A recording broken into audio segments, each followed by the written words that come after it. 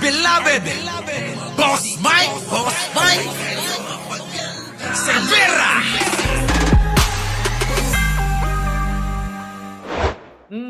Mga kababayan, gusto natin ipasok Eto na mga kababayan, si Banat Pai, oo, kinokontra na ho si Sara Duterte. na naman ng isang Marcos. Mm. Alam mo, yung dahilan ng iba dyan na sinasabi nila kaya nila gusto ipasok si Marcos dahil mahina yung ibang mga kandidato natin. Oh, totoo naman mahina daw. Oh, no? Oy, nakakaawa yung iba, no? Dahil mahina, iniiwan na lang nila, no? Oh, no, Banat Pai, no? Iniiwan na lang yung kandidato ninyo ni Sara Duterte. Oo, kasi mahihina daw, walang kwenta. Kaya kailangan, oo, yung mga malalakas at may pag-asa na makatulong kapag ka-inimpeach, pag nag-umpisa na yung impeachment trial niya, yari na. Oo, yari na. Di po ba? Oh, kaya kailangan niya si Amy, si Villar, baka naman pati si Pia at iba pa. Oo, di ba? Tuloy. Laila Collins, Miss Au, Jim Magarais, Joey Tolentino, eto na. Pambihira naman kayo. Ganyan ho ba ang inyong fighting spirit pagdating ho sa Duterte? No. Dapat, pag talagang naniwala tayo sa Duterte, ipaglaban natin hanggang dulo. Tapos, isa pang dahilan kung bakit gusto si Senator Amy.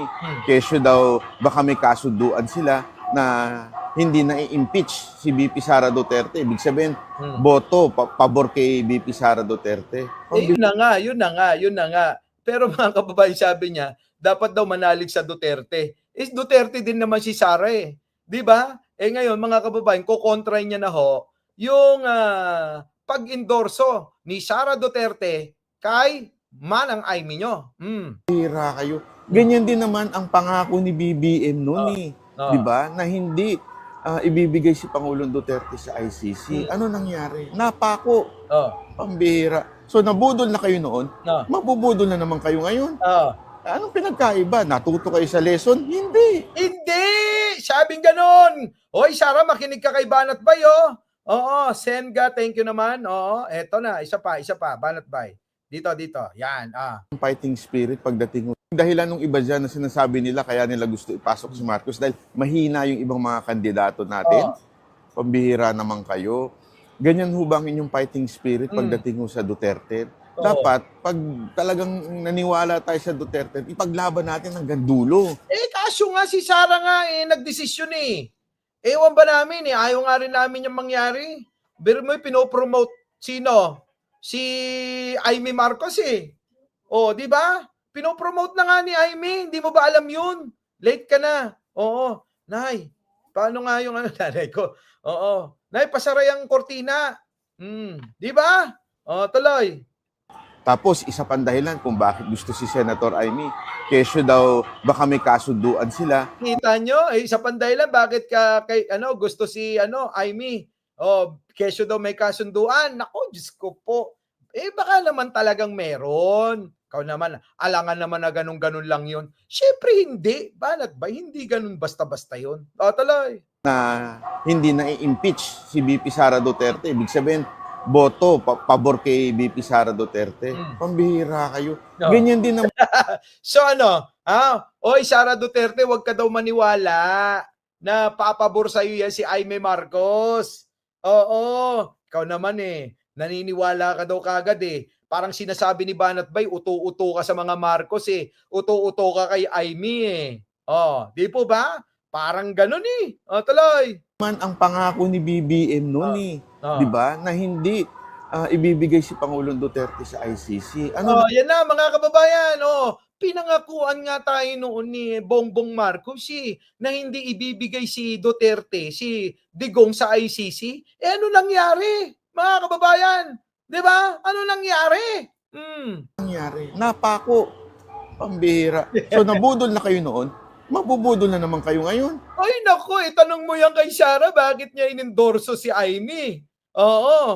Sara, nagpapabudol ka na naman daw. Tingin yata sa iyo ni Banat Bay, tatanga-tanga ka talaga di ba? Kinokontra niya na yung pag-endorso mo kay Amy. Lana, ligtasan na ito mga kababayan. Liligtasan na ng sarili ito. Anong pinagkaiba? Natuto kayo sa lesson? Hindi. Mga kababayan, no to Amy. Kita mo, no to Amy daw mga kababayan. No to Amy.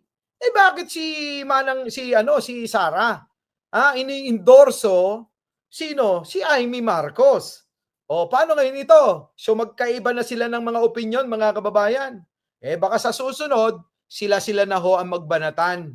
At ang susunod, manonood na lang tayo habang kumakain ng kropek, sinasawsaw sa sukang paumbong.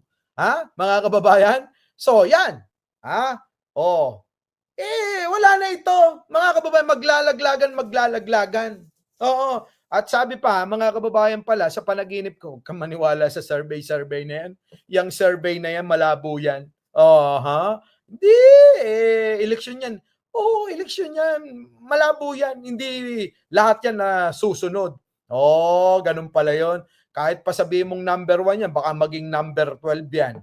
Kahit sabihin mong number 2 yan, baka mamaya maging number 10 yan.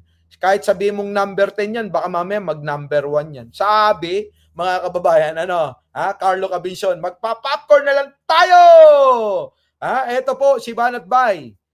Kinontra na po. Sino? Si Sara Duterte. Siya pag-endorso niya kay Amy. Patay, mga kababayan. Ayan, dito natin. Isa pa sa gitna. Isa pa. Banat Bay, wag mo ko i-copyright, para pati-pati tayo. Eto na naman tayo, mga kababayan, Gusto natin ipasok na naman ng isang Marcos. Alam mo, yung dahilan ng iba dyan na sinasabi nila, kaya nila gusto ipasok si Marcos dahil mahina yung ibang mga kandidato natin. Pambihira naman kayo. Ganyan ho ba ang inyong fighting spirit pagdating ho sa Duterte? Dapat, pag talagang naniwala tayo sa Duterte, ipaglaban natin hanggang dulo. Kita nyo, pag naniwala kayo sa Duterte, paglaban nyo hanggang dulo, hanggang magpakakulto kayo.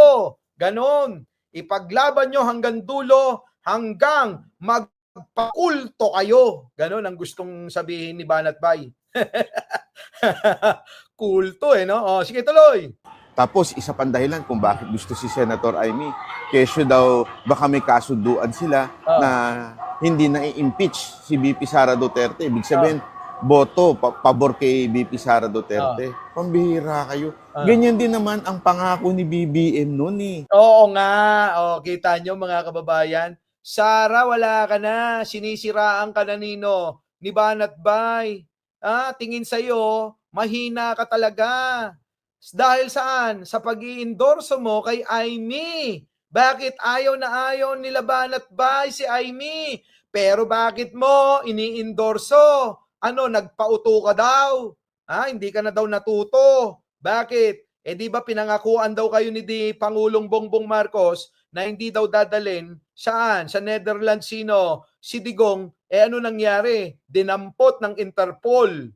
Kasama ICC. Ayun, nandoon na ngayon. Tapos ngayon, umulit ka pa raw. Kailan ka pa raw ba matututo? Parang kulang na lang, Sara. Sabihin ni Banat Bay, ang tanga-tanga mo. Di ba, mga kababayan? Yan. Pero, pangatwiranan natin, yung alin? Yung sinabi ni Pangulo, na nasabi, hindi daw ipapadala sa ICC. Hindi makikipagtulungan. Yun yung sinabi ni Pangulong Bongbong Marcos sa ICC. Wala naman siyang sinabi na hindi siya makikipagtulungan sa Interpol. Liwanagin mo, Banat Bay? Ikaw naman, di ba? Liwanagin mo.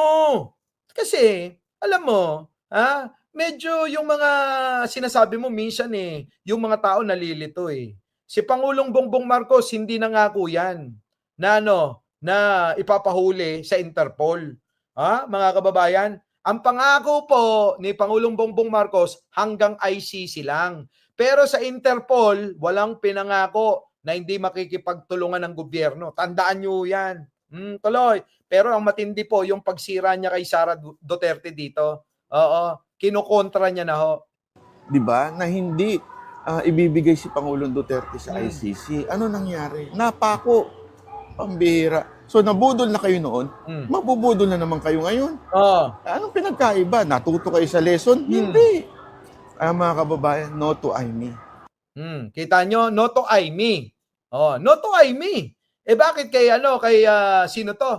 Kay Sara Duterte. Inendorso, mga kababayan. Inendorso paano ngayon ito?